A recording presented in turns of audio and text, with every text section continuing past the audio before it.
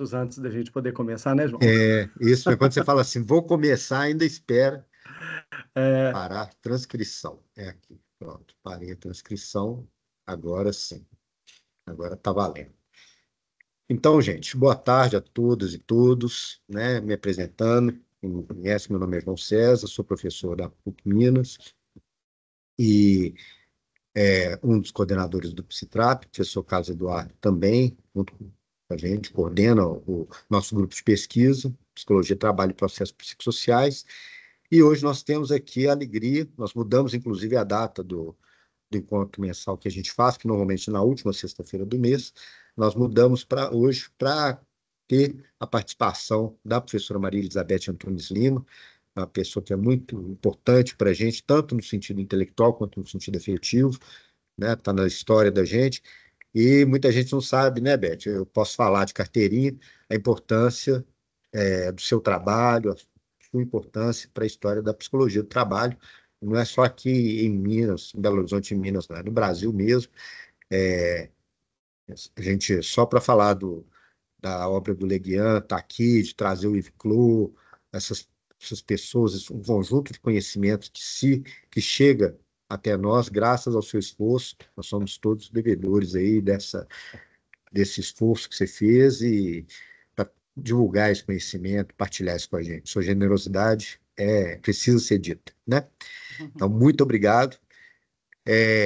O tema central desse encontro aqui é trabalho, saúde mental e inclusão social.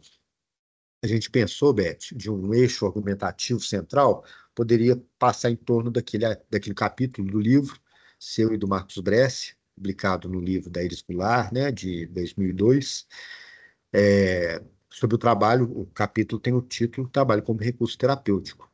Uma parte das pessoas aqui forma um grupo de estudos dentro do nosso grupo de pesquisa, tem vários grupos e subgrupos, né? Um grupo de estudos está estudando exatamente aquela iniciativa que você já conhece, da auditora do trabalho, doutora Patrícia, lá da Sim. Superintendência Regional. Então, Uhum. um grupo de trabalho, um grupo de estudos aqui está envolvido com a investigação daquele programa, sabe? E a gente tem se debruçado, tomado aquele texto como referência, sabe?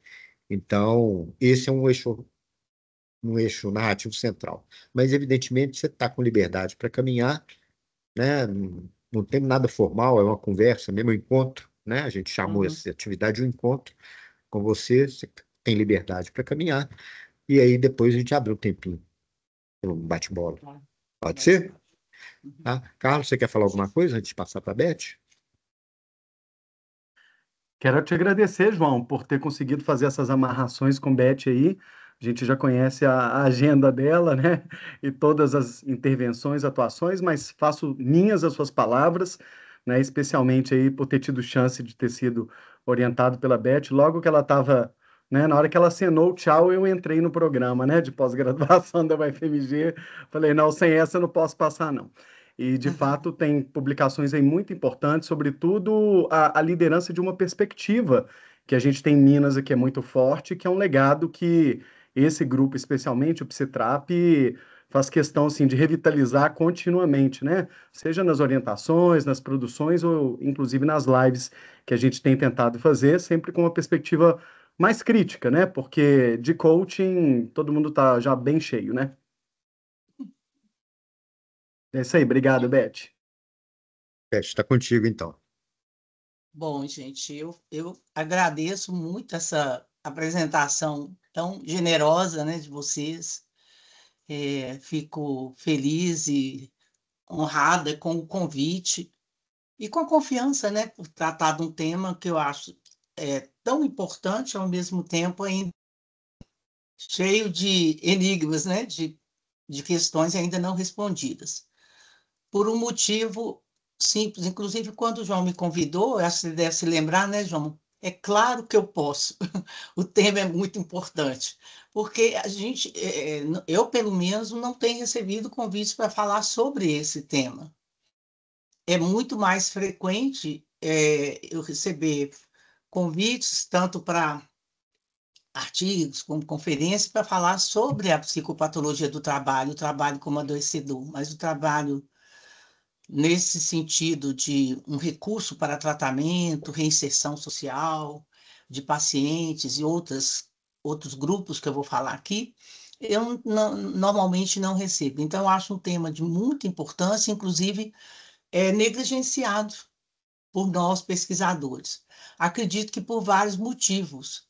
Talvez porque é mais frequente, é muito mais comum a gente encontrar o trabalho como adoecedor do que o trabalho como favorável à saúde. Então, como essa frequência é maior, a gente é mais solicitado para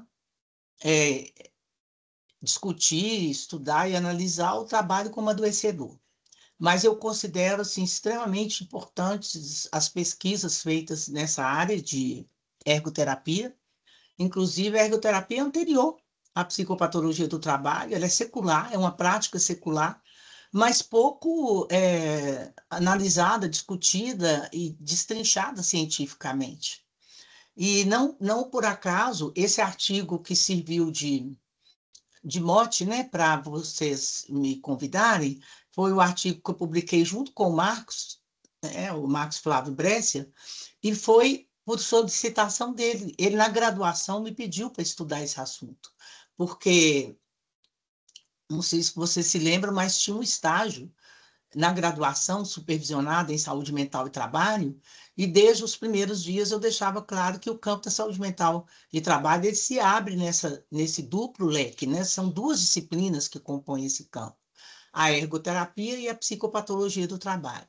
A maioria dos alunos escolhia fazer algum tipo de estudo, de análise de situações adoecedoras. E o Marcos, desde o início, ele quis estudar o trabalho como recurso terapêutico. Então, foi um trabalho produzido ainda na graduação, né? E o primeiro que ele estudou foi extremamente complexo, foi o caso que a gente chamou o caso Nélia, né? Nélio, e que era uma paciente do Sersan, né? Que tinha um problema sério de identidade de gênero, acabou desenvolvendo um transtorno mental grave e chegou no Sersan, ali do Barreiro, na época, com um transtorno grave, inclusive após algumas tentativas de suicídio. Então, era extremamente grave o quadro, e, inclusive, na época, eu até falei com o Marcos, mas para você fazer esse estudo, onde é que nós vamos encontrar o campo? Aí ele correu atrás, ele queria tanto estudar o assunto, que ele descobriu esse projeto de oficinas terapêuticas lá no Sersan Barreiro. Posteriormente, não sei se vocês sabem, mas o Marcos foi fazer mestrado dentro do mesmo tema e desenvolveu uma dissertação onde ele ampliou esses resultados, aprofundou e mostrou esse potencial terapêutico do trabalho na reinserção de pacientes psiquiátricos, né, egressos de hospitais psiquiátricos, e de uma maneira assim, bem mais contundente, né, muito mais forte. Bom, então, o segundo estudo, que foi do mestrado, ele não só confirmou, como ele ampliou os resultados, e como eu falei, ele abriu, de certa maneira, uma nova linha de pesquisa lá. Posteriormente, a Carolina Couto fez aquele trabalho maravilhoso com dependentes químicos, né, recuperação de pacientes de uma comunidade terapêutica para dependentes químicos, através do trabalho como recurso terapêutico, né? E, mais adiante, eu vou falar um pouco sobre esses estudos aqui, esses principais. Uma aluna da especialização fez a monografia também, aí já trabalhando com adolescentes em conflito com a lei. E, finalmente, mais recentemente, o Wilson Mingotti, que fez um estudo muito interessante na Suricato. Eu não sei se vocês conhecem, é uma ONG, né, que emergiu aqui em Belo Horizonte a partir da reforma psiquiátrica e que oferece várias atividades, vou falar sobre isso, várias atividades laborais com recurso terapêutico para reinserção de pacientes egressos de hospitais psiquiátricos, todos com quadros também extremamente graves, né? São esquizofrenias, às vezes quadros antigos, né? Considerados já crônicos, e que eles conseguem, através desse trabalho maravilhoso que eles desenvolvem. Antes de entrar propriamente no tema, eu queria chamar atenção para uma confusão relativamente frequente que ocorre, né? Algumas pessoas entendem que a dedicação excessiva ao trabalho caracteriza uma relação terapêutica.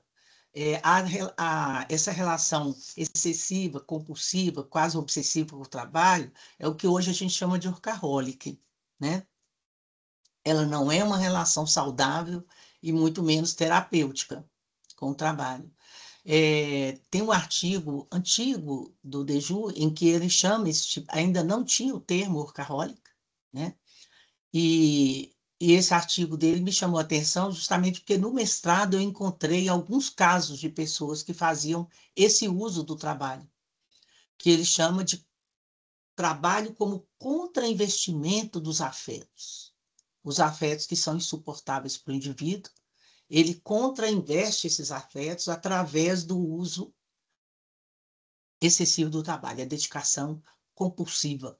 São chamados trabalhadores compulsivos. E como toda compulsão, ela atua no sentido de ocultar alguma coisa. Nesse caso, alguns afetos que o indivíduo não quer entrar em contato. Então, isso não tem nada a ver com trabalho terapêutico. Então, eu queria chamar atenção para isso, porque às vezes existe essa confusão.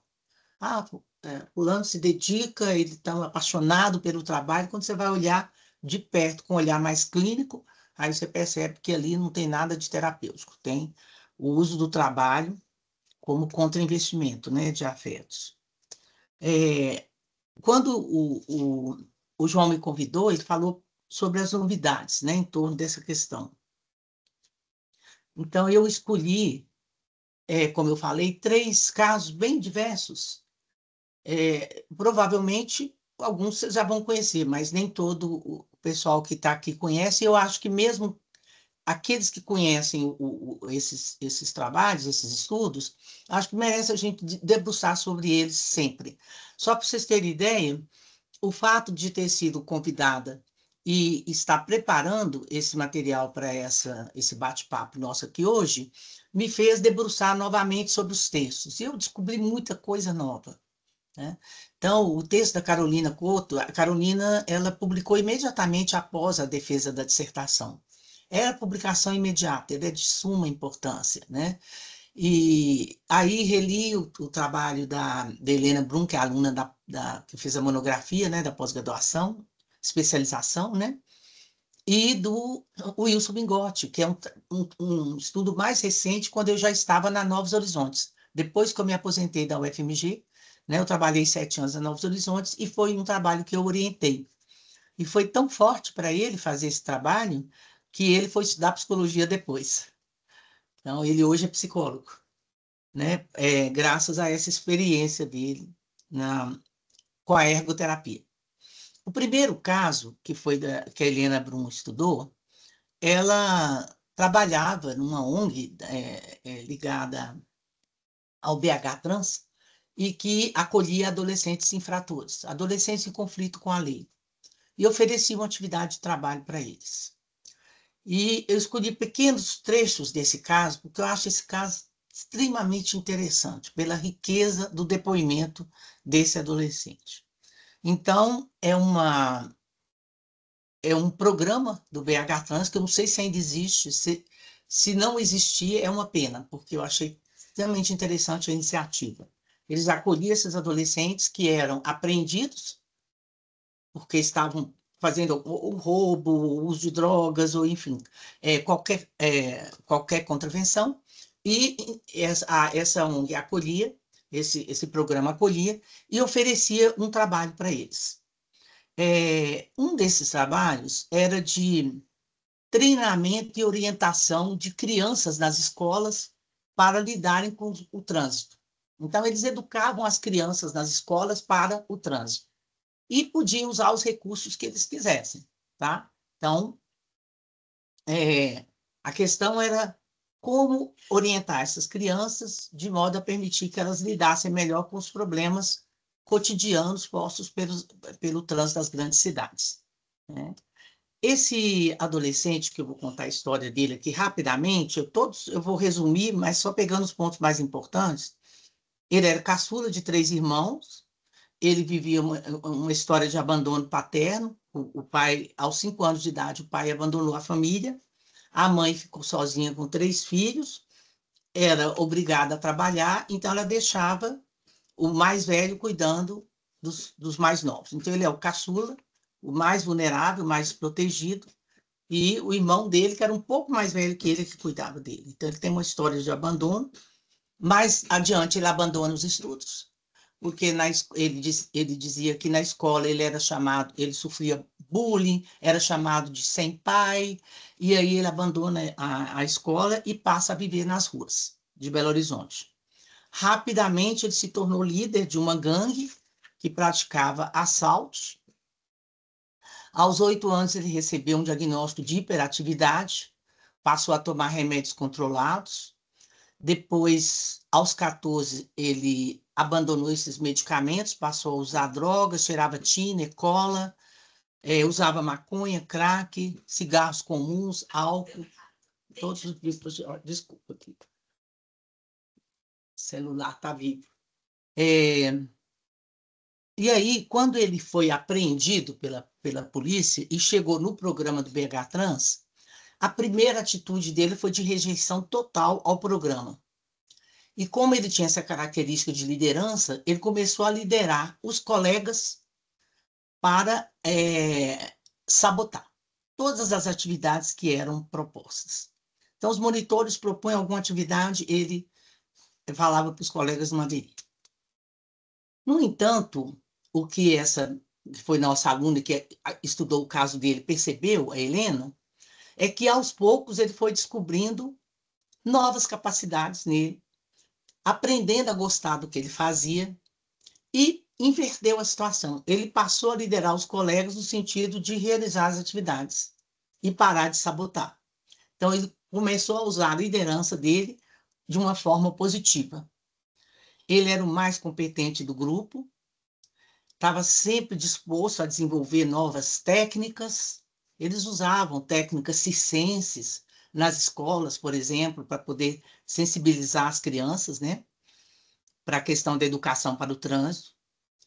E o que chamou a atenção da Helena no caso dele é que a mãe, eles faziam um acompanhamento com a família. Então, a mãe e uma irmã falou que ele estava mais afetuoso, mais responsável, passou a acordar sozinho para ir para a escola, mais cuidadoso com a higiene pessoal. Então, a mãe e a irmã perceberam uma mudança nele, no comportamento. O que fez com que a Helena se perguntasse, olha, será que essa atividade, né, de trabalho é que está gerando isso? Ela é uma hipótese, e ela vai estudar, ela vai aprofundar. E o estudo clínico que ela faz é baseado no método biográfico do Le Guin. Quem conhece Le Guin, a maneira como Le Guin trabalha com o método biográfico, esse estudo veio a confirmar que era no trabalho que ele desenvolveu lá no BH Trans, que ele depositava as razões dessa mudança dele. E aqui uns pequenos trechos de depoimento que eu acho que mostram bem isso. Ele fala: antes do trabalho, as coisas eram bem diferentes. Parecia que eu ia explodir a qualquer momento. As coisas não faziam muito sentido para mim. Parece que tanto fazia uma coisa ou outra. Eu tinha a sensação de não caber em mim mesmo. Outro trecho do depoimento dele. Aqui do trabalho é muito bom, porque eu consigo juntar as coisas. Parece que não fica tudo sem sentido e desordenado como era antes. Eu sei que se eu fizer alguma coisa errada, vai haver uma consequência ruim para mim. O que eu não quero, pois gosto muito de viver assim como está nos dias de hoje. Sei também que se eu fizesse alguma coisa errada, vocês da equipe, meus colegas, iam ficar decepcionados. E tem outra coisa. Se eu aprontar, vou dar o maior trabalho para toda a equipe. Imagina vocês largarem esse tanto de colega para resolver um problema que é só meu? não acha isso legal. Então, ele começa a desenvolver um senso de corresponsabilidade, que a mãe e a irmã tinham percebido, e aí agora na equipe eles começam a perceber também. E uma noção de que os atos, todos os atos têm consequências, né? Enfim, ele começa a amadurecer naquele processo. E fica evidente, aqui eu peguei só esses 2 pequenos extratos para mostrar como ele atribui ao trabalho esse desenvolvimento dele, que é um desenvolvimento que acontece.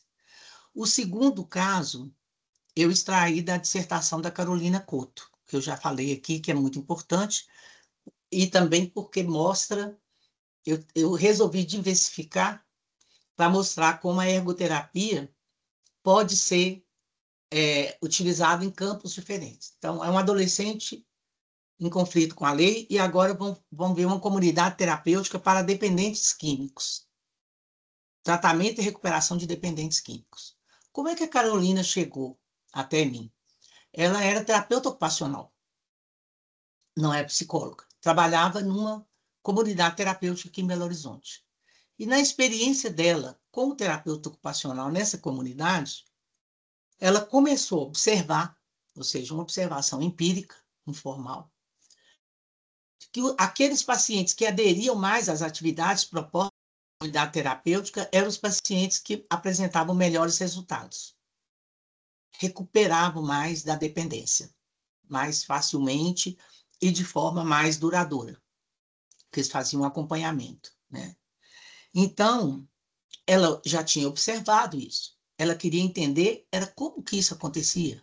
Ela queria, então, dar uma fundamentação teórica para aquela observação que até então era puramente empírica, né? Então, ela me procurou nesse sentido.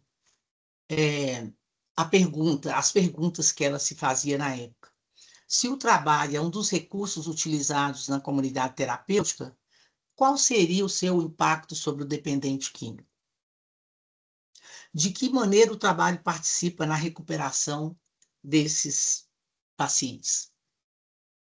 Então, o que ela queria entender, aquela antiga pergunta, né, que o Delian coloca para a gente, como é que se dá essa passagem entre uma experiência de vida e um resultado ali na frente, seja um adoecimento ou uma recuperação, uma cura, né?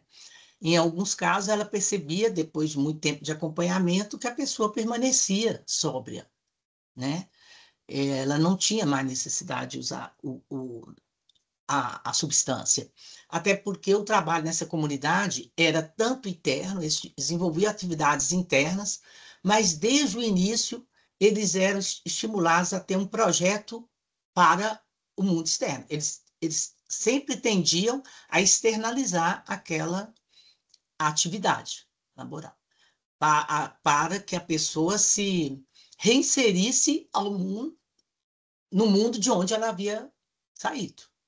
Não era ficar fechada ali na comunidade ad eterno. Eles ficavam ali o tempo que eles sentissem necessidade, para se sentirem protegidos, né? Porque era realmente um grupo coeso, solidário, etc. Mas havia o estímulo constante para que eles encontrassem alguma atividade externa, ou estendesse aquela atividade interna para o mundo externo, tá? Então, foi a partir dessa observação da Carolina que ela me procurou. Ela falou, Beth, eu quero entender como é que isso funciona. Se é o trabalho mesmo, entre as várias atividades oferecidas, e se é o trabalho, como é que ele surte esse efeito sobre as pessoas, esse efeito terapêutico.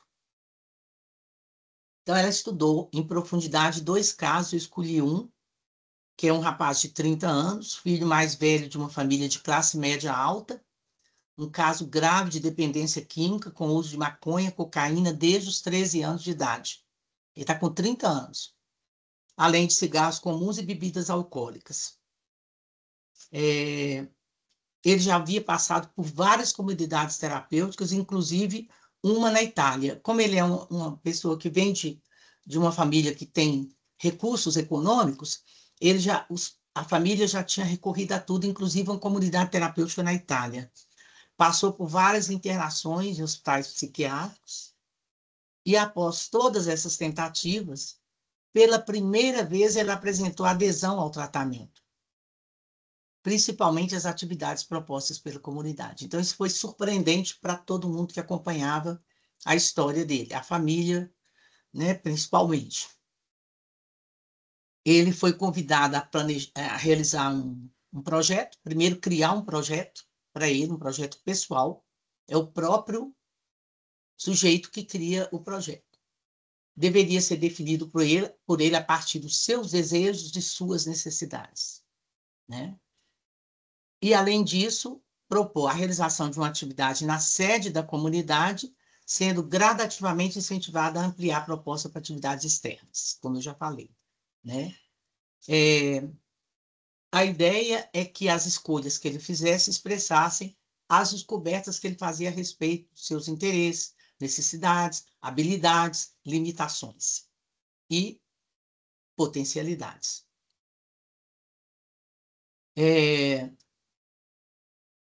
Como ele usou drogas pesadas durante a maior parte da vida dele, começou com 13 anos, estava com 30, né?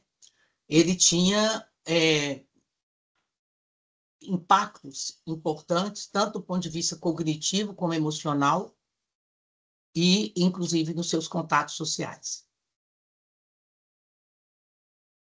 O interessante é que, desde o início, esse paciente valorizou o programa proposto pela comunidade terapêutica em questão. E ele dizia que esse programa ofereceu um molde para o tratamento, já que o programa permitia que ele fixasse objetivos, desenvolvesse disciplina, administrasse melhor o tempo e estruturasse o seu cotidiano. Então, são os 4 pontos que de imediato ele percebe. Ele aprendeu a fixar objetivos, desenvolver a disciplina, administrar melhor o tempo e estruturar o seu cotidiano.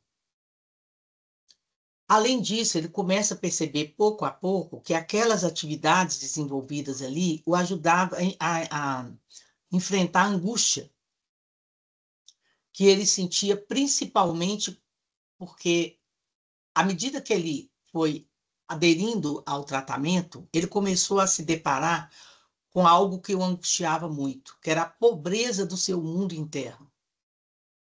Que quando ele interrompe o uso das substâncias, isso fica claro para ele.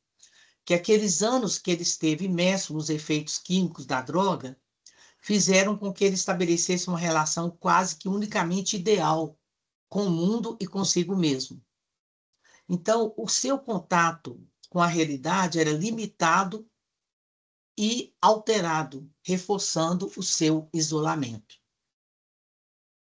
A sua autopercepção, sua autoimagem estava completamente comprometida, apresentando grande confusão, prejuízo na sua capacidade de julgar a si mesmo, e ele oscilava entre os sentimentos de grandeza e de inferioridade.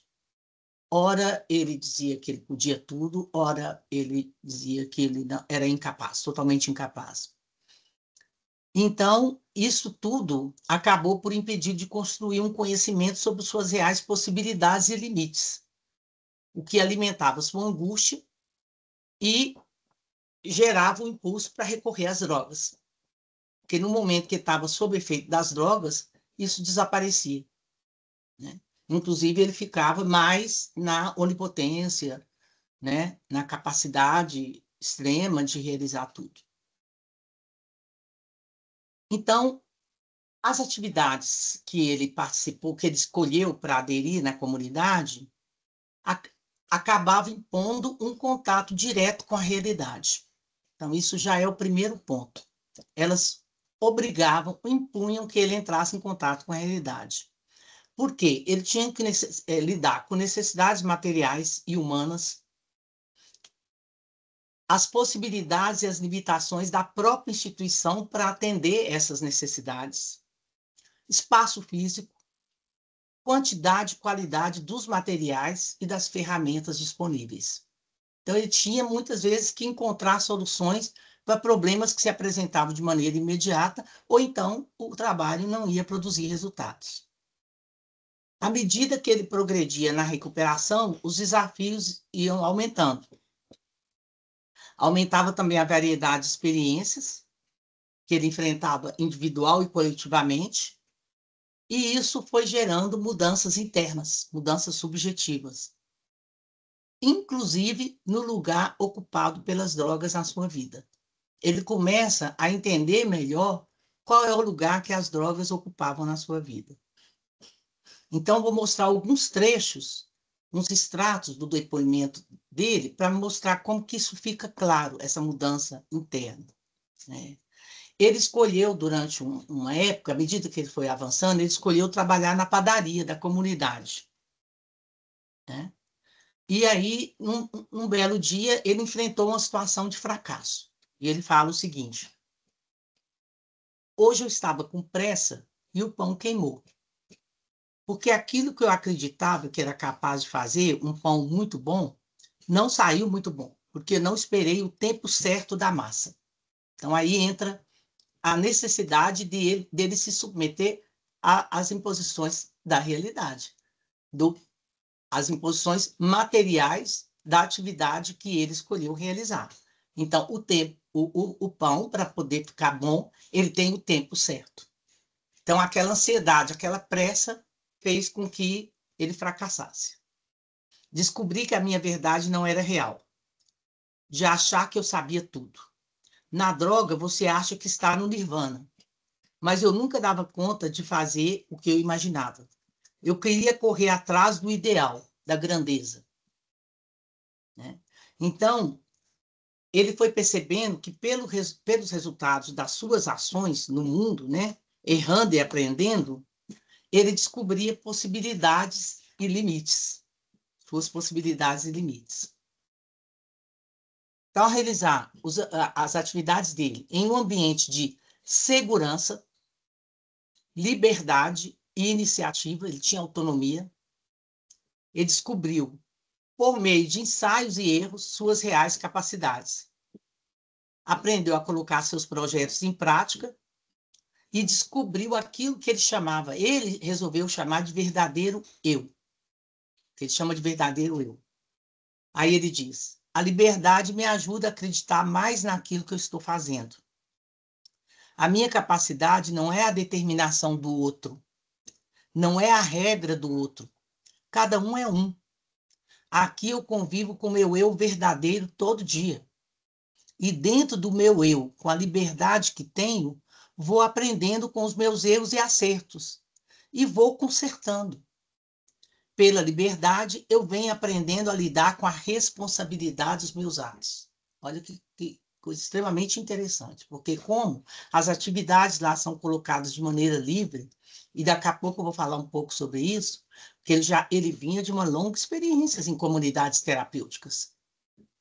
E em nenhuma delas ele aderiu às atividades. Mas por quê? Porque as atividades que eram oferecidas eram todas dentro de um padrão, de regras estritas, e o que ele está dizendo aqui é que cada um é um. E é a liberdade de realizar a sua atividade que faz com que ele descubra suas potencialidades. Aí ele fala: antes eu fazia o pão de uma maneira desleixada. Fazia rápido, para acabar rápido. Hoje, fazendo devagar, eu vejo que desse jeito eu encontro mais sentido. Devagar, observando o que estou fazendo, procurando enxergar diversas possibilidades dentro daquilo que eu estou fazendo, não ficar só na regra. Quando faço assim, eu fico mais sereno, menos ansioso, respeito o tempo das coisas. Porque às vezes eu quero que aconteça no meu tempo, mas isso não dá certo. Então, é extremamente interessante como que ele percebe que ao mudar essa relação com a atividade, ele muda internamente. Eu me sinto mais sereno, menos ansioso, quando eu respeito o tempo das coisas. Então, essa transitividade entre subjetividade e objetividade por meio da atividade de trabalho. O trabalho como intermediário por excelência dessa transitividade entre subjetividade e objetividade. eu tenho encarado as coisas de maneira diferente, me posicionado de maneira diferente, sem querer controlar as coisas. Aceito as coisas do jeito que aparecem, sem querer que elas apareçam do jeito que eu quero. Quando elas aparecem, eu tomo uma posição. Ele começa, pouco a pouco, a respeitar as regras, os ditames, as características que vinham do contexto. Quer dizer, nem tudo estava sob o controle dele. Aqui na comunidade tem sido tempo de criação, de descoberta, de ampliação das necessidades, de ver as coisas, de aprender a enxergar a necessidade dos lugares, das pessoas. Descubro isso pela persistência diante dos erros, conhecendo meus limites, descobrindo o que não pode e na aceitação desses limites. Então, ele sai daquela posição de onipotência que a droga o colocava nessa posição e passa a descobrir que ele tem limites, mas também tem potencialidades. Então, por meio dessas falas, ele deixa evidente que o trabalho na comunidade ampliou sua consciência a respeito de si mesmo, de suas possibilidades e limites, de suas relações com o mundo e com o outro. Ele também desenvolveu um sentimento de utilidade, além de descobrir que sua mudança dependia fundamentalmente de si mesmo e do seu próprio esforço. Porque isso é muito importante. A Carolina, ela se baseou bastante no trabalho do François Tosquelles. E uma coisa que o François Tosquelles fala é isso: você tem que criar um contexto favorável para que a própria pessoa cuide de si mesma. Foi isso que ele fez quando ele propôs a psicoterapia institucional. A mudança na instituição psiquiátrica, em que os pacientes passavam, de certa maneira, a cuidar de si mesmos. Mas era preciso criar um ambiente que propiciasse isso, né? Mas o que é mais interessante nesse caso é o fato dele ter passado por várias comunidades terapêuticas ao longo do processo de recuperação, e aí ele viu a diferença. Ele percebeu a diferença dessa comunidade terapêutica específica em relação às anteriores.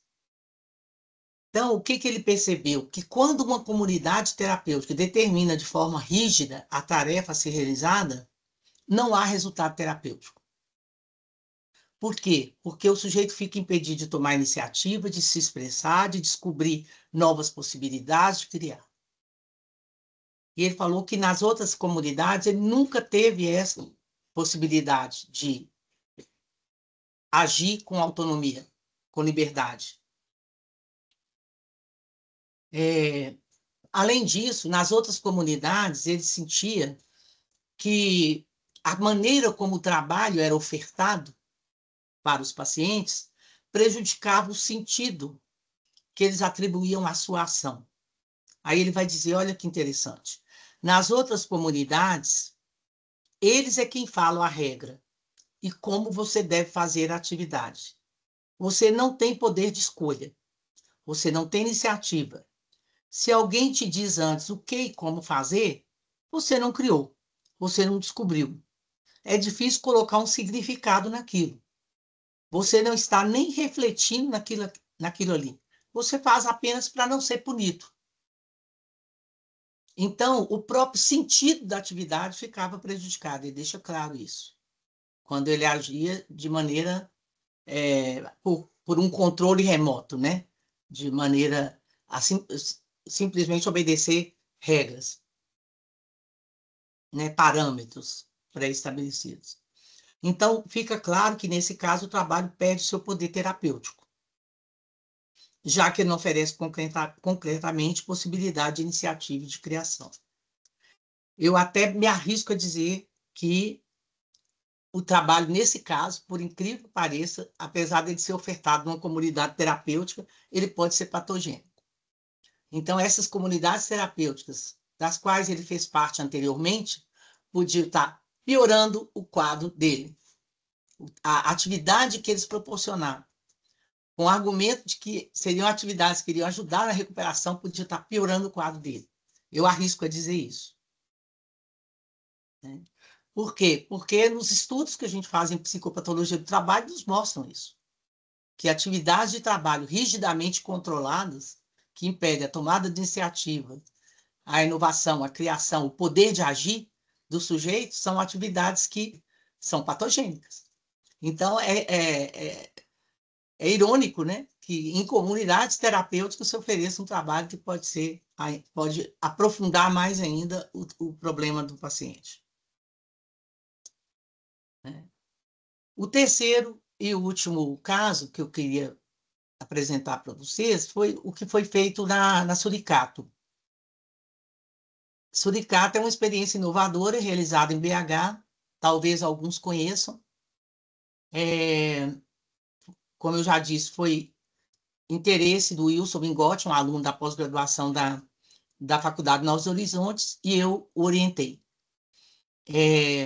Esse nome suricato é um nome inspirado num mamífero africano que, para sobreviver às intempéries das savanas, se une uns aos outros da mesma espécie. Então, o suricato são esses mamíferos africanos que se unem para sobreviver às intempéries das savanas. Eles escolheram esse nome, por quê? Porque a experiência desse grupo é uma experiência em que os pacientes psiquiátricos se unem para sobreviver. E aí eu vou explicar como é que isso se dá. É uma experiência singular que emergiu no contexto da reforma psiquiátrica, com a ideia de construir e consolidar um projeto de inclusão pelo trabalho para indivíduos portadores de sofrimento mental grave. São, na sua maioria, pacientes egressos de hospitais psiquiátricos com transtornos, muitas vezes considerados crônicos e incuráveis. Foi inaugurada em 2004, como um resultado de práticas associadas à rede de serviços substitutivos, surgindo a partir de oficinas realizadas no Centro de Convivência de Belo Horizonte. A ideia foi acolhida posteriormente pelo Fórum Mineiro de Saúde Mental, por meio de cursos de qualificação profissional, com vistas à preparação para o trabalho. A perspectiva era de estruturar um empreendimento autogestionário, uma cooperativa, né, norteado pelos princípios da economia solidária, tendo sempre como foco o protagonismo dos associados. Ela foi criada, essa associação, com o objetivo de gerar trabalho e renda para esses indivíduos, além de ser orientada pelas premissas do trabalho enquanto um valor, desde que seja organizado dentro do respeito às características e necessidades de cada indivíduo. Bom, como eles pretendiam abarcar múltiplas habilidades, a Suricato foi organizada em torno de 4 núcleos de produção: culinária, artesanato, marcenaria e mosaico. O núcleo de culinária produz salgados, doces por encomenda, além de disponibilizar um cardápio para o bar que funciona no Espaço Cultural aqui em Belo Horizonte, em Santa Teresa. Se não conhecem, eu recomendo que conheçam, é muito interessante. A experiência é extremamente estimulante, como eu vou até colocar aqui no final, ninguém sai a mesma pessoa depois de entrar em contato com a experiência Suricato. É muito rica. Na sede da associação, funciona uma lojinha para vendas dos materiais produzidos, nos núcleos de costura, madeira e mosaico, e nos fundos da associação, de quinta a sábado, funciona um bar, que além de oferecer alimentos e bebidas, conta com a agenda cultural de apresentações de artistas locais. Tudo feito por eles, por essas pessoas que, como disse, quando eu fui lá a primeira vez, ia ter um espetáculo, eu estava comprando o ingresso e a moça que estava me vendendo o ingresso falou comigo assim: a senhora sabe que aqui são pessoas que têm sofrimento mental? Eu falei: então estamos todos juntos, porque todos nós temos sofrimento mental. Aí ela deu um sorriso lá, ficou feliz de ser entendida, né? Não, porque quando ela avisa, é como se ela estivesse dizendo: talvez a senhora não queira entrar, já que aqui são pessoas que são consideradas perigosas, né? Socialmente. Eu falei: então estamos juntos, porque todos nós temos sofrimento mental. Ela abriu um sorriso e vendeu o ingresso, e foi uma experiência muito interessante essa primeira. Então, eles têm essa agenda cultural, né, que é toda organizada por eles, eles que preparam o alimento, eles que vendem, eles que apresentam os artistas, tudo. É um espaço de trabalho, então, inovador, no qual os associados exercem sua autonomia, são protagonistas do processo, seja no planejamento, na gestão e na execução. Então, eles percebem essas atividades como algo que os transforma e mobiliza. E também como uma possibilidade de alcançar reconhecimento social, de consolidar uma identidade e um sentimento de utilidade, não só reconhecimento social, como utilidade social. Eles dizem nos depoimentos que eles se sentem mais úteis socialmente depois que eles estão nesse projeto. Além disso, eles falam de uma sensação de acolhimento e respeito. Um dos depoimentos, a pessoa, né, diz o seguinte: as pessoas aqui são cordiais, não tem aquela diferença como nos trabalhos comuns, por exemplo. Aqui eu fui bem aceita, bem acolhida, me sinto em uma família. Todo mundo trata a gente muito bem. Eles não olham para a gente assim, aquela ali é bipolar, aquela ali é esquizofrênica. Aqui eu conheço as pessoas e me sinto útil. Sinto que precisam de mim para alguma coisa.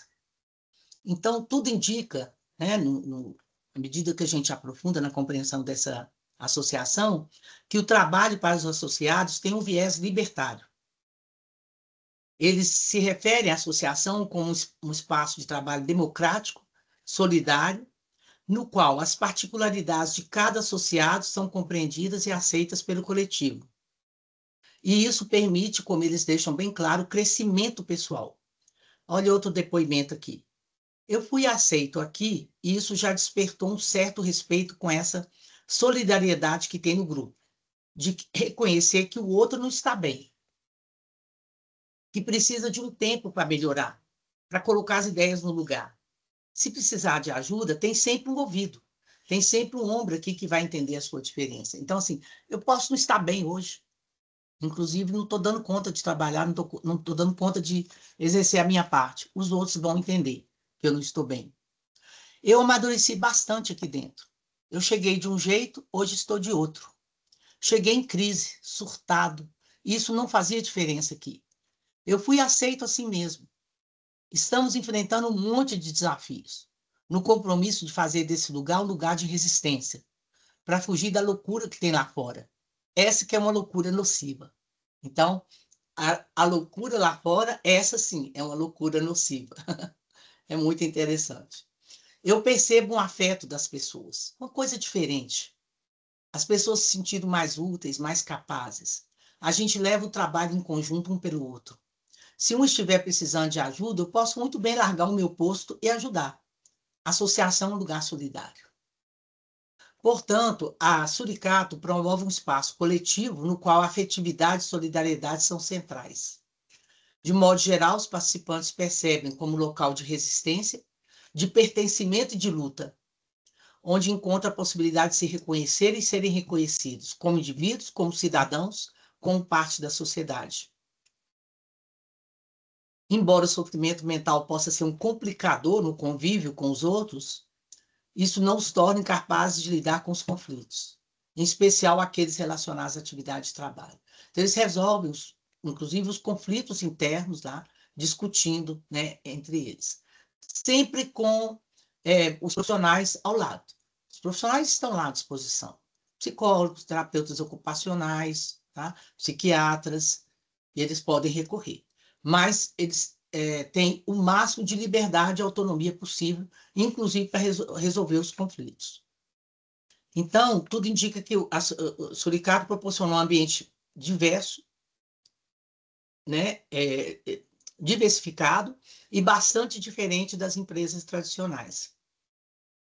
Inclusive pela liberdade de ser, né, e de se colocar diante das situações. É o respeito ao tempo de cada um, a compreensão sobre a condição física e mental. Se eu não estou bem fisicamente ou mentalmente hoje, não estou dando conta de trabalhar, não vou trabalhar. Os colegas respeitam isso. O espírito de coletividade, solidariedade, tudo isso transforma o ambiente de trabalho da associação num lugar propício ao desenvolvimento e à reinserção desses sujeitos em um contexto social mais amplo. Aí, quando a gente pergunta para eles o que a Suricato representa para eles, eles reagem de forma positiva, unanimemente. Eles dizem que o Suricato é um meio, é um lugar para enfrentar seus problemas de saúde, uma forma de se sentir vivos e de sair das suas dificuldades pessoais, né, e financeiras também, porque lá é uma fonte de renda. A gente, na época, entrevistou a terapeuta ocupacional que estava atuando na Suricato. E ela fala que a Suricato é uma luta na contracorrente. É um projeto que se coloca de maneira singular, né? Mas dentro de um contexto de uma luta antimanicomial. Então, não é fácil, inclusive para se manter, né? E uma coisa interessante que ela fala, que não há intenção de proporcionar um tratamento ali. Ali é proporcionar um trabalho, uma fonte de renda, mas o efeito é terapêutico, ainda que não seja um propósito, né? Inclusive, eles falam, né, das diferenças entre a associação e a empresa tradicional. Por exemplo, ao contrário do que ocorre nos contextos tradicionais de trabalho, na Suricato existe uma compreensão maior dos benefícios do trabalho coletivo, inclusive que há um coletivo de trabalho ali. Eles se sentem livres para executar as atividades no seu próprio ritmo, não sofrem qualquer tipo de pressão e são reconhecidos pelo que realizam. Teve, inclusive, um associado que deu o seguinte depoimento, comparando os dois tipos de empresa. Foi aqui que eu tive a oportunidade de realizar um sonho, que era escrever o primeiro livro. Eu escrevi um livro de poesias com o apoio da empresa. A diferença da associação de uma empresa comum são os compromissos e os objetivos. Lá fora, o objetivo é o lucro, acima de qualquer coisa, para beneficiar o patrão, servir o capital. Isso vai totalmente contra os valores da associação, que é valorizar a pessoa, reconhecer as diferenças e respeitar o tempo e o ritmo de cada um. Isso aqui dentro é precioso. Outro depoimento. Aqui eu encontrei pessoas que pensam igual a mim. Nos outros empregos, as pessoas não falavam comigo, me deixavam isolado. Foi assim a vida inteira. Eu era um mal necessário. E na primeira oportunidade que tiveram, eles me demitiram. Aqui somos menos machucados do que lá fora. Aqui tem espaço para todos os loucos.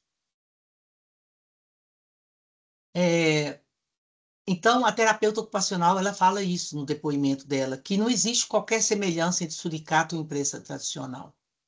Os objetivos são diferentes. Na associação, há uma preocupação com o indivíduo e não com os resultados em primeiro lugar, os resultados econômicos, né?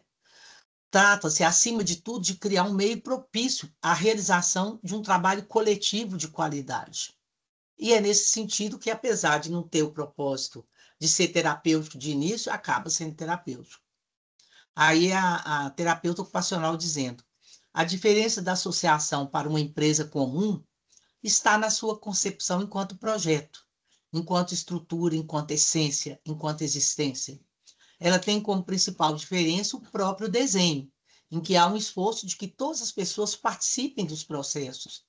Os bens, a propriedade dos bens é coletiva. É a apropriação dos bens, a distribuição dos ganhos com a partilha que se dá da forma mais justa possível. Em suma, pensar projetos que têm como objetivo a inserção laboral de usuários do serviço de saúde mental significa abandonar a perspectiva do trabalho apenas como possibilidade de renda e passar a concebê-lo como recurso de produção de vida. Então, embora o Suricato não seja um espaço para tratamento de saúde, mas sim de trabalho, ela proporciona um ambiente propício à elaboração do sofrimento também. Por isso é terapêutico. Por isso eu considero como um projeto de ergoterapia. Trabalhar na associação representa para os seus associados uma maneira de estar no mundo, de se relacionar, se envolver com algo útil. e isso termina por produzir um efeito terapêutico. Então, quando a gente questionou a terapeuta ocupacional sobre a receptividade desse projeto junto à sociedade em geral, né, ela respondeu o seguinte: quando alguém toma o microfone, toma a palavra e apresenta o projeto da associação, as pessoas, os queixos delas caem, elas aplaudem, os olhos brilham. Quem chega aqui não sai do mesmo jeito. Ninguém, nem nós mesmos. Ninguém consegue sair do mesmo tamanho que entrou. Então, essa é a intenção, de abrir essa casa, de abrir uma porta para a cidade e que a cidade venha, perceba e desconstrua o preconceito. Então, eu acho que esses 3 estudos que eu escolhi, pequenos extratos para apresentar a você, seria muito longo apresentar, né, na totalidade. Eu acho que eles deixam evidente que o trabalho, quando estão preenchidas certas exigências relativas ao seu conteúdo e modo de organização, ele pode assumir um caráter terapêutico, auxiliando mesmo pessoas com transtornos mentais graves, né, nas suas dificuldades emocionais. E eu fiz questão de trazer uma certa diversidade de experiências, né, para mostrar que o trabalho pode ter esse efeito terapêutico nos mais diversos contextos, né, seja lidando com adolescentes em conflito com a lei, dependentes químicos e pessoas que têm problemas de transtornos mentais e egressos de hospitais psiquiátricos. E aí eu estou à disposição para a gente conversar a respeito. Espero que eu tenha cumprido a minha missão aqui, né? Que o João me propôs de trazer algo de novo e que tenha ocorrido após o artigo publicado com o Marcos. Então, foi isso. Foram essas as minhas experiências posteriores àquela que vocês conheceram com Marcos Brescia. Beth, obrigado demais. Eu estou chegando à conclusão que esse convite foi um desejo egoísta de ter aula com você de novo, sabe? Então, e Nossa, aí, a gente nem precisa fazer a análise toda, então, João. Vai caber para muitos de nós. é, mas então, ô Carlos, eu vou te pedir permissão para fazer a primeira pergunta aqui e convidar as pessoas a colocarem no chat as suas perguntas, né? Elaborarem Beleza. aí, só para dar tempo do pessoal ir organizando e trabalhando o que você trouxe, Beth. Vou colocar primeiro uma situação que eu, como hoje, colega, né, como professor de psicologia do trabalho, toda vez que eu vou falar disso, nós tivemos aqui um projeto de extensão, eu acompanhei pela PUC um projeto de extensão também numa comunidade terapêutica, sabe? Sobre o trabalho na comunidade terapêutica. E foi, já tem um tempinho, foi em 2006, e hoje, quando eu trago esse trabalho, a gente enfrenta muito os mesmos questionamentos. Um deles, que é o que eu queria ouvir sua opinião, diz respeito ao referencial teórico, sabe? A gente tem as discussões com os colegas e alguns, por exemplo, alinhados aí, vou pegar só um caso comum, né? O pessoal alinhado à Escola de Frankfurt, eles vão falar, ô João, quando eu coloco o título, trabalho como recurso terapêutico, as pessoas ouvem com aquela cara assim de paciência, falam assim, mas isso não existe. Dentro do modo capitalista, o trabalho nunca vai ter efeito terapêutico, nunca vai produzir saúde, sabe? E alimentado, inclusive, por esse capítulo seu e do Brescia, e por essa experiência da comunidade terapêutica também que eu vivi, eu falava, tá, mas e quando o sujeito é quem está falando para você que ele melhorou, os indicadores todos clínicos fazem referência a uma melhora, pelo menos de alguma coisa. Então, a labilidade emocional diminuiu, a oscilação, a socialização está mais possível, e principalmente o próprio sujeito diz, como em vários casos que você comentou, aliás, todos eles, né? Você trouxe esse exemplo. É o sujeito quem declara que a experiência laboral na vida dele teve um impacto positivo. E Uhum. aí eu falo isso, converso isso com os colegas. Então a gente desautoriza o sujeito para falar que não. Então, ele está alienado, é, e eu ainda costumo dizer, gera um quadro paradoxal, porque eu posso trabalhar e vender minha força de trabalho dentro do modo capitalista, mas a pessoa não, né? É um, é quase uma, sei lá, uma situação, uma incoerência. Então, eu queria te ouvir, do ponto de vista teórico, como é que você tem lidado, como é que você lida com isso, Beth? Uhum. É, cumprimentar a Estela. Estela, prazer te ver, te reencontrar. É, João, é o seguinte, eu acho que o argumento dessas pessoas aí, ó, dentro do trabalho organizado nos moldes capitalistas, não se pode pensar em trabalho como efeito terapêutico, tem um certo grau de verdade, sim. A organização capitalista do trabalho, ela envolve, no mínimo, um certo grau de alienação do sujeito. É claro que isso tem nuances, tem graus e tem potencialidades. Dentro da própria organização capitalista do trabalho, é possível encontrar potencialidades, senão a gente estaria imobilizado, você não ia fazer intervenção nenhuma em empresa capitalista, por quê? Porque o que a gente descobre? Ao entrar em contato com experiências como essas, né, em comunidades, em associações solidárias, ou mesmo estudos que eu já fiz em cooperativas, né, que tem um coletivo mais sólido, né, e umas experiências mais solidárias, você percebe que é possível aumentar o grau de liberdade, autonomia, de poder de agir, de transformar a organização do trabalho, pelo menos movimentar a organização do trabalho no sentido de proporcionar, né, uma experiência mais positiva do ponto de vista da saúde mental. É claro que essas pessoas que estão te dizendo, olha, dentro da organização capitalista do trabalho é impossível, não é que seja impossível, é muito difícil você conseguir, e a gente sabe disso. Anos e anos que a gente está nessa experiência, você conseguir avançar, né? A organização do trabalho é o ponto nevrálgico para a saúde mental. E é o ponto mais difícil de você conseguir fazer evoluir dentro de uma empresa tradicional. Agora, isso, se eles estão dizendo que é impossível você criar um contexto como esse que eu citei aqui, em que o trabalho efetivamente é, atue, né, de forma a favorecer a saúde mental das pessoas, isso aí eu discordo. Porque as evidências, mas é óbvio que são situações criadas, de certa maneira, artificialmente. Agora, é, eu orientei alguns estudos, inclusive eu estou me lembrando de um aqui com adolescentes em conflito com a lei, que deu origem a uma dissertação de mestrado, em que eles eram inseridos na atividade de trabalho aqui fora.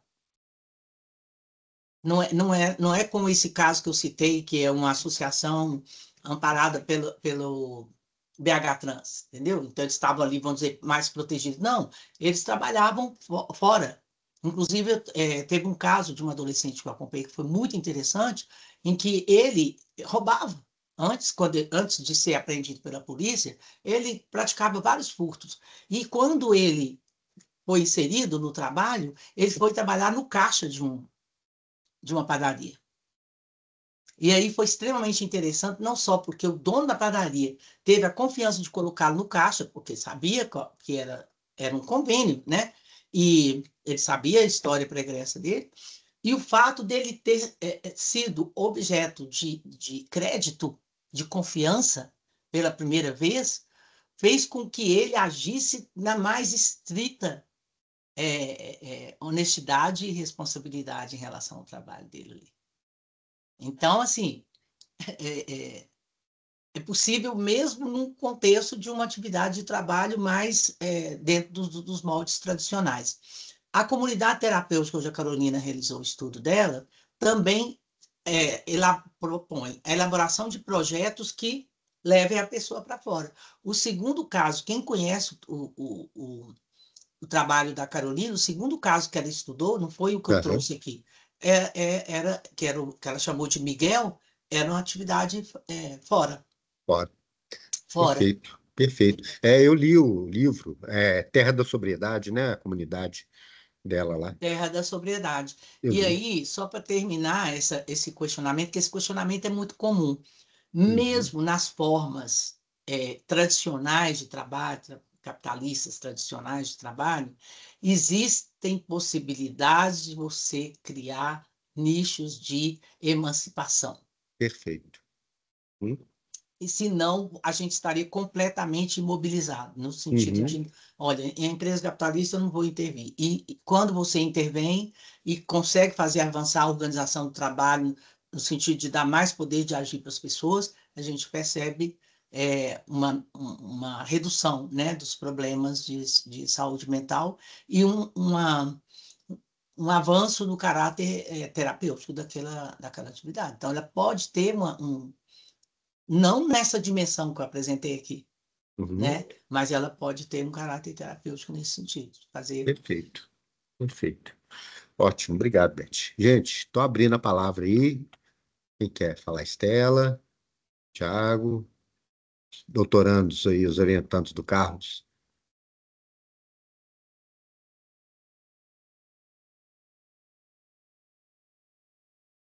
Então, eu primeiro dizer da minha alegria de encontrar a Beth, assim, que eu sou sua fã número 2, porque o Cadu é o número 1, meu orientador. Eu É um falo que ele me prazer para mim. desorienta, em vez de me orientar.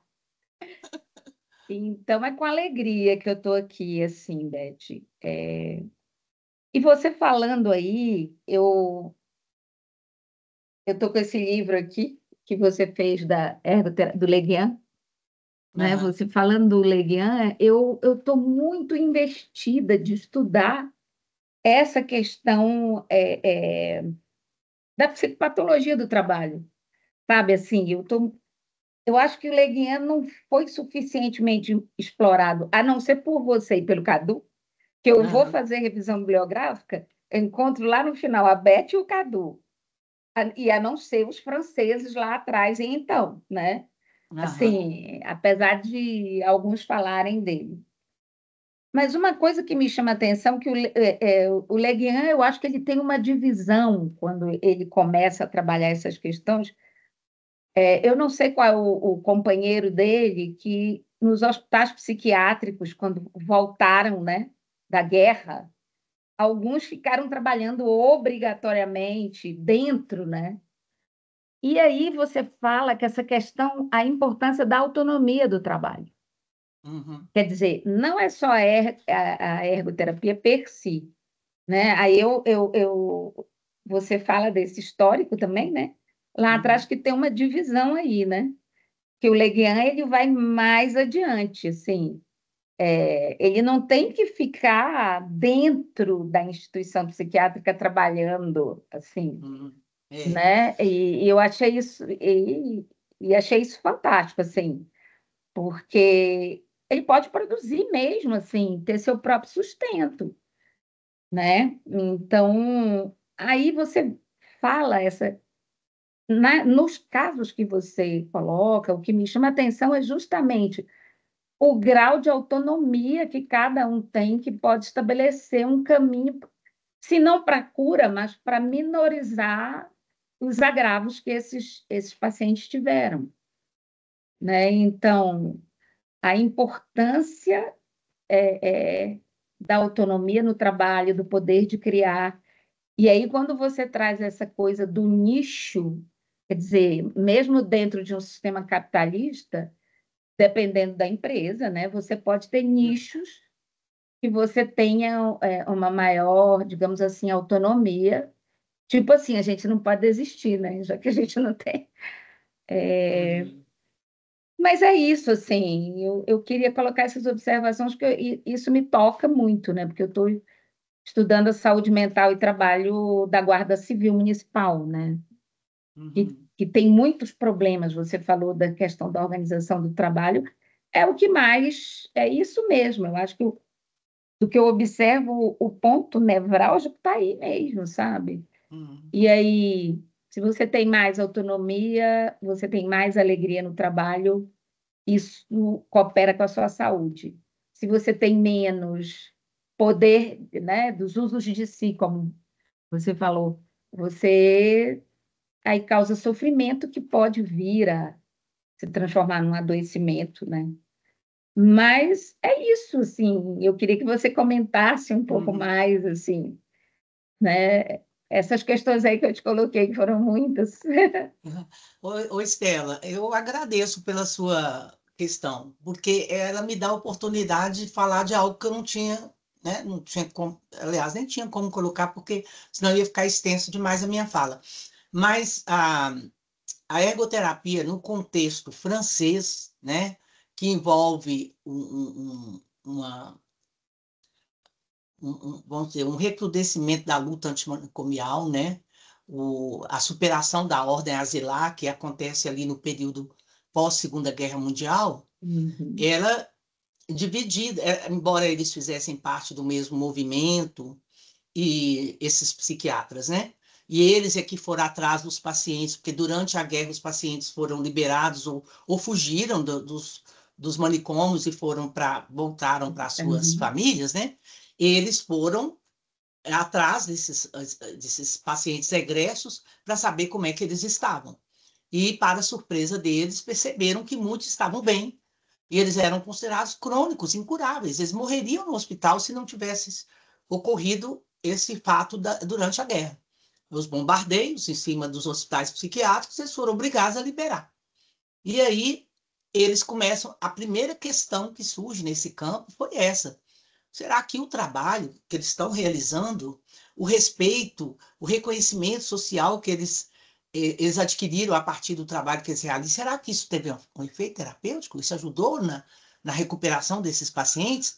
Então, foi uma pergunta mais voltada para a ergoterapia do que a psicopatologia do trabalho veio depois. Tanto que a primeira vez que a expressão psicopatologia do trabalho surge é em 1952, naquele artigo do Paul Sivadon, que chama exatamente psicopatologia do trabalho.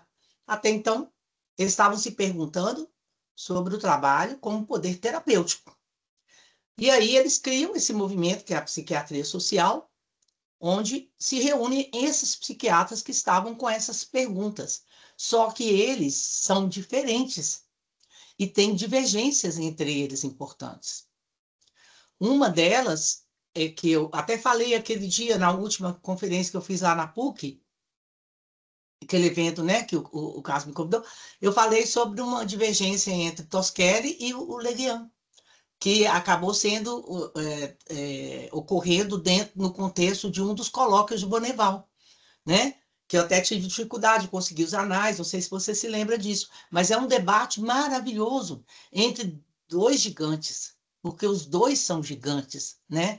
Mas é um debate espetacular, por quê? Porque o Tosquelli, ele propôs a psicoterapia institucional, ele propunha a humanização do hospital psiquiátrico e a abertura das portas do hospital psiquiátrico para que a comunidade viesse.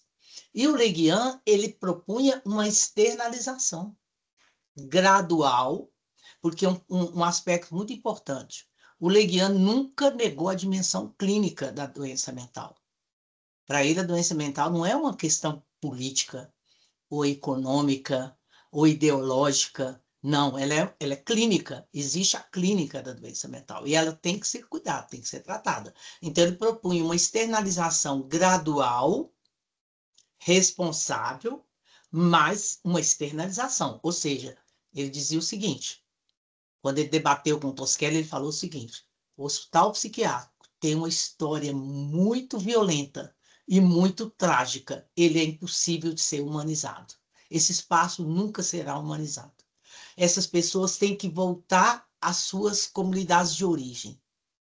Então, era essa a ideia. Por isso que eu considero, por exemplo, a experiência do Suricato muito próxima do que o Leguian propunha, muito mais do que o do Tosquelli, por exemplo, né? Então, não é uma abertura irresponsável dos hospitais psiquiátricos e aí sai, vão viver porque essa doença não existe. Não, existe, tem que ser tratada e, aos poucos, inclusive, ele propunha etapas intermediárias. Por exemplo, tem um artigo deles nessa área que ele fala de pacientes que iam trabalhar numa gráfica, mas essa gráfica ela era organizada e coordenada ainda com supervisão dos psiquiatras, eles acompanhavam aquilo ali, né? Para pouco a pouco, a partir dessa experiência na gráfica, eles irem escolhendo outras atividades, e aí eles iam exercer atividades diversas e se inserir na sociedade, retornarem para suas famílias de origem, enfim, retomar a sua história, mas dentro do contexto social mais amplo.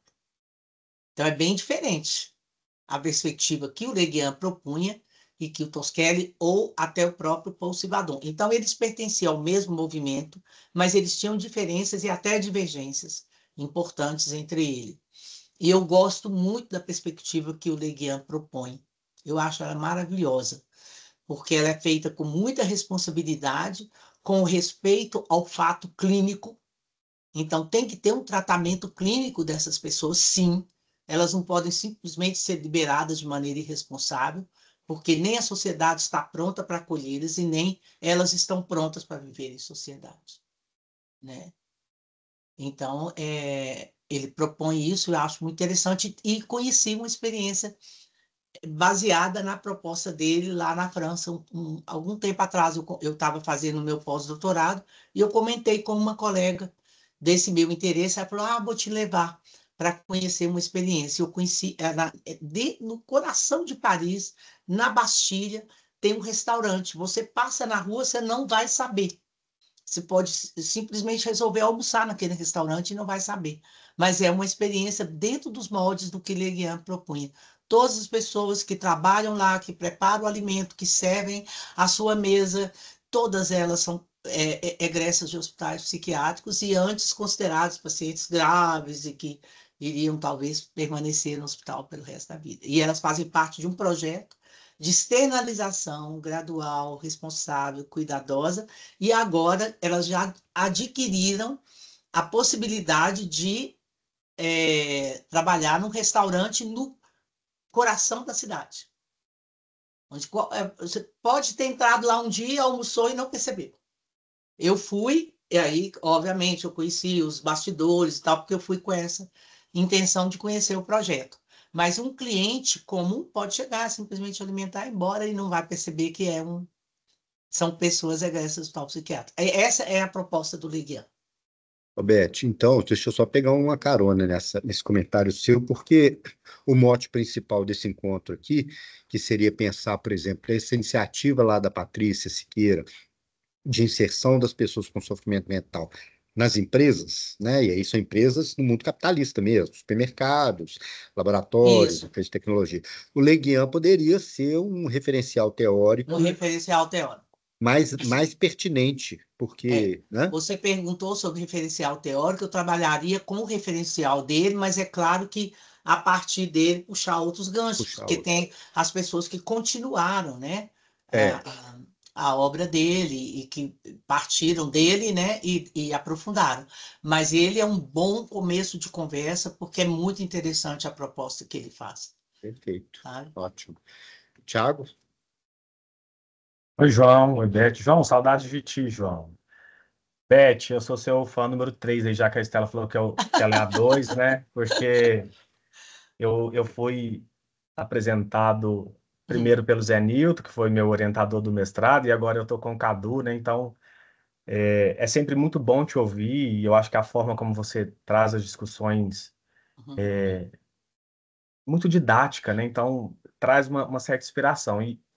E ouvindo você falar, Beth, e pensando também no próprio tema, né, que foi colocado como atrativo, né, para que a gente pudesse estar junto aqui também, eu fico pensando e me traz esse acalento, assim, porque eu estou dentro de um contexto da empresa privada, assim, né, eu estou em Nova Serrana, que é uma cidade industrial, né, então, e a gente ouve queixas constantemente das empresas privadas, né, no sentido de não conseguir, por exemplo, atender a cota de PCD, né?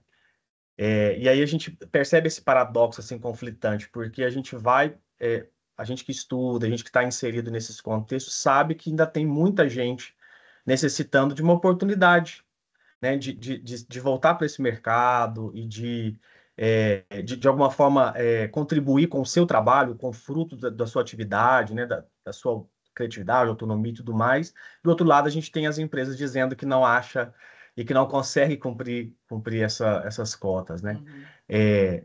E muito ligado a esse certo preconceito, assim, e é quase que é uma seleção, né, quase de deficiência, vamos dizer assim. Então, as empresas querem aquelas pessoas que, né, têm alguma limitação física, né, leve, e que talvez não vá interferir tanto na sua produtividade ali, pensando, inclusive, nesses modelos de esteira, né, e tudo mais. Mas te ouvir, assim, aí eu fico pensando o quanto que é importante a gente continuar, e você falou isso no início da sua fala, assim, é, quase não se fala, quase você não é tão convidada para falar desse assunto, né, nos contextos, parece que foi deixado em algum lugar ali e tal, algum ou outro é, algum ou outro estudante ou pesquisador vem, retoma aqui ou retoma ali, mas o quanto que é importante fazer isso aqui que a gente está fazendo, né?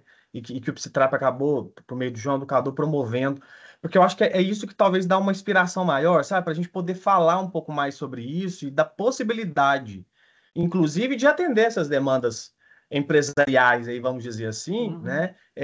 Falando, discutindo, dialogando e trazendo à tona esse cenário de que é possível, né? Você traz relatos brilhantes assim de alunos seus que provaram de forma científica, inclusive, o quanto para esses sujeitos foi positivo, mas também, principalmente, para essas instituições onde eles estão Uhum. inseridos, né? E como o João disse, assim, o quanto é possível fazer isso dentro dessas empresas privadas. A gente sabe, você mesmo sinalizou, as dificuldades, as limitações e os desafios que, obviamente, a gente vai enfrentar quando se trata dessas empresas dos modelos tradicionais. Mas é possível, né? E se a Uhum. gente não alimentar essa discussão, vai ficando cada vez mais é, é, difícil nessa perspectiva de que não dá ou que não é possível, assim, né? Então, mais era te agradecer mesmo, assim, Uhum. por essa possibilidade de reflexão, né, de inspiração mesmo, dentro das nossas atuações, enfim, das nossas pesquisas aí como um todo. Uhum. Uhum. Ai, Tiago, eu que te agradeço pelo seu retorno, porque era essa a ideia, sabe, de abrir as mentes, né, para essa reflexão, para essa perspectiva do trabalho que ficou, de alguma maneira, alijada ali, abandonada, é, como se tivesse menos importância, quando, na verdade, até voltando à questão da base teórica, né, quando a gente pensa o trabalho como intermediário, né, por excelência, a categoria que intermedia a relação entre sujeito, né, subjetividade e objetividade, no sentido de trazer essa transformação, teoricamente, você pensando nisso, ele se torna o ponto fundamental para nós, psicólogos, pensarmos essas transformações subjetivas. Então, o que a gente tem que fazer no caso das empresas tradicionais é sempre negociar e fazer avançar a organização do trabalho no sentido dela favorecer essas pessoas. Porque se eu me lembro de uma frase do nesse artigo que serviu de base para esse convite, né, que é o artigo primeiro que eu publiquei com o Marcos Bresser, né, em que a Nélio, né, tem toda uma ambiguidade ali, fala que dependendo da situação, a gente é mais produtivo até do que as pessoas normais, chamadas normais, né? Então, aquela pracinha, que tornou jardineiro lá e cuidou e tudo mais, era uma pracinha abandonada e nunca eles tinha o convênio da prefeitura com o curso lá, né, de inglês que ficou responsável pela praça, mas nunca tinha dado certo, ninguém tinha conseguido fazer o trabalho. E é interessante o fato de ser jardineiro, porque tem toda aquela ambiguidade de gênero, né? E o trabalho de jardineiro foi o que permitiu com que o Nery se identificasse mais com essa atividade. Foi a primeira atividade que realmente ele se identificou, que foi oferecido pelo CESAM, né, para realizar, e realizou muito bem. E como eu disse no final, né, até melhor do que as pessoas normais, né? E deixou claro, quando a gente se identifica com o que faz, né? E tem um espaço para realizar o trabalho, nós fazemos. Qual seria o motivo para ser o contrário? Por que que eles seriam incapazes? Como todos nós temos que encontrar aquilo que nos interessa, que nos mobiliza, que nos motiva, e ter espaço para realizar. Agora, num ambiente de desconfiança, né, em que eles são vistos de maneira discriminatória como incapazes, como pessoas perigosas. Olha, o primeiro dia que eu chego lá no Suricato, né, quando eu vou comprar o ingresso, ela fala comigo assim, como se ela estivesse me prevenindo, tipo, vou te avisar porque talvez você não queira entrar. Sabia que aqui tem só pessoas com sofrimento mental? Né? Era uma advertência, talvez você vai desistir. Eu falei, olha, mas que bom, porque estamos todos no mesmo barco, nós todos temos sofrimento mental, né?